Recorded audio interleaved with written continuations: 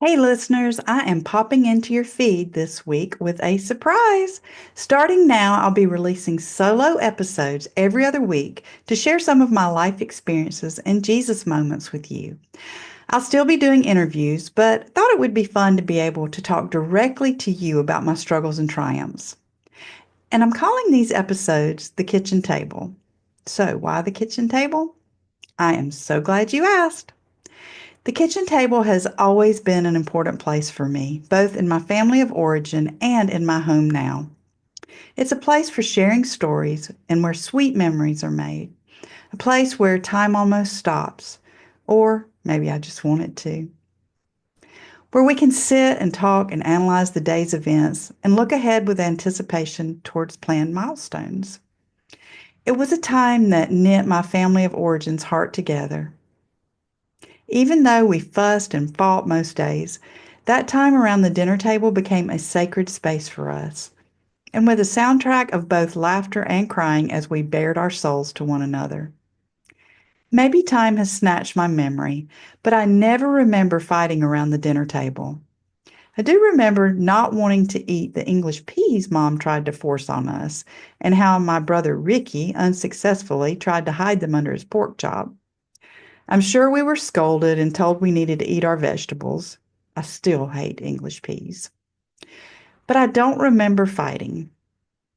I remember my little sister, Lisa, who is 4.5 years younger than me, always sat on a stool and not a chair.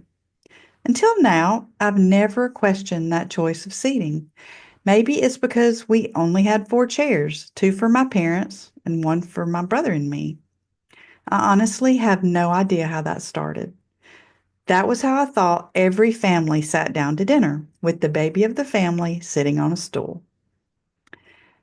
I'm glad I didn't grow up in a time when extracurricular activities consumed most nights. Even though I begrudged having to cook dinner while my mom made her way home from work, I'm so glad that she made it a point for us to sit down around the table and eat as soon as she got home. I know she was exhausted after a long day of work in a sewing plant.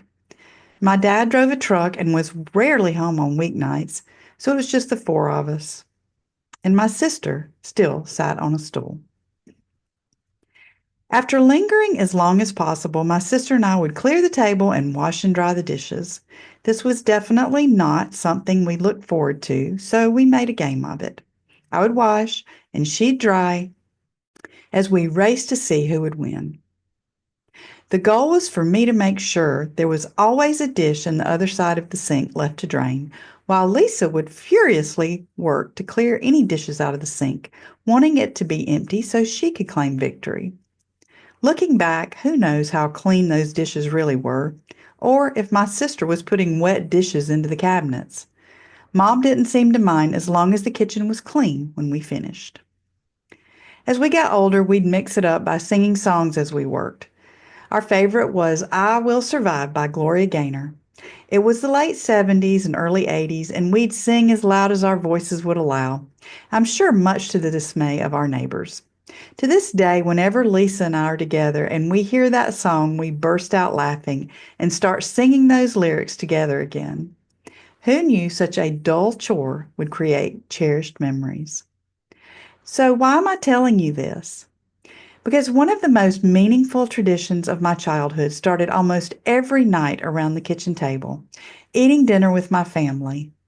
Mom always insisted we turn off the TV while we ate, unless we were lucky enough to have Libby Land TV dinners and could set our dinners on TV trays in the den.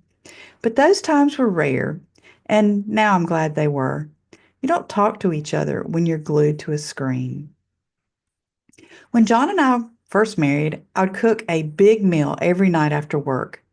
We'd rarely sit around the table and instead collapsed into the sofa and eat in front of the television. After we'd been married only 6 months, John and his brother started their own business, so he worked 2 jobs, meaning some nights he didn't make it home until 9 or 10 o'clock. I don't even remember how we got through those days as far as dinner was concerned.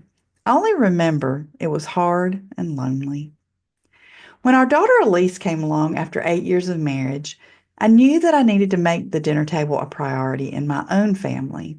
It wasn't easy breaking the habit we'd held of sitting on the comfy couch eating dinner, but I'd experienced the blessing of the family table, as did my husband, and was determined to carry that on with our own children.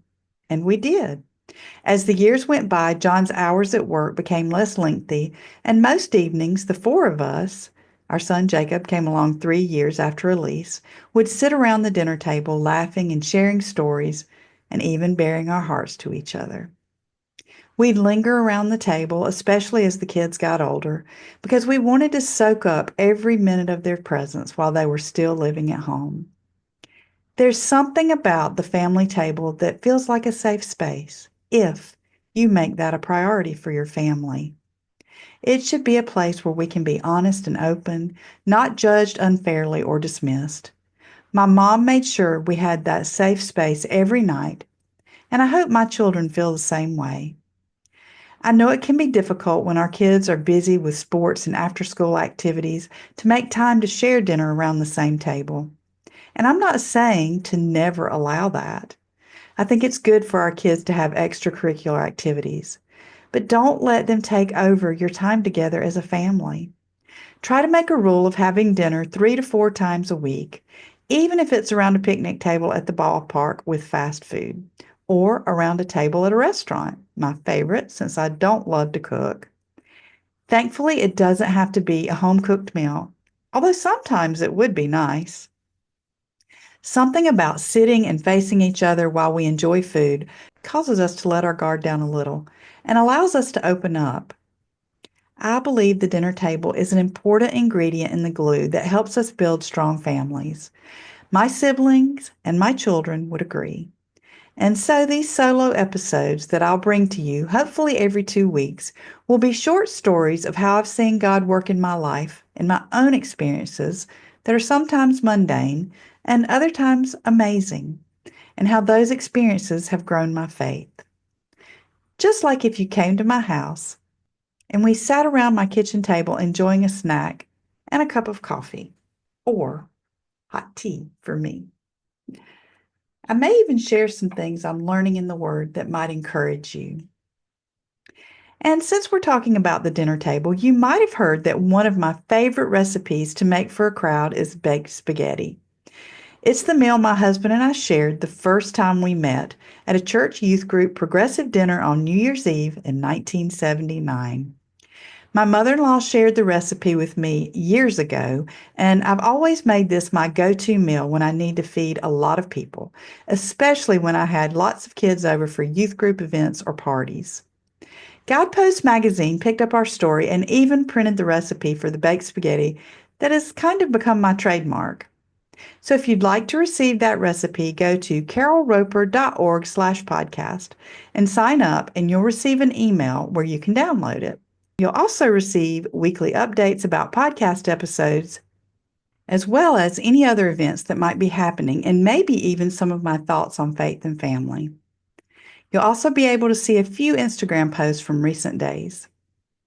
So let me know what you think about this kitchen table episode. And if you have a question or an idea about something you'd like for me to discuss, please don't hesitate to email me at buildingstronghomes@gmail.com.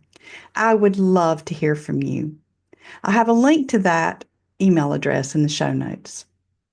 I hope you've enjoyed this little walk down memory lane and that it will inspire you to make the family table a priority for you as well. And remember, don't give up, even though I know it's hard sometimes. And don't give in. And keep building strong, y'all. Our families need us.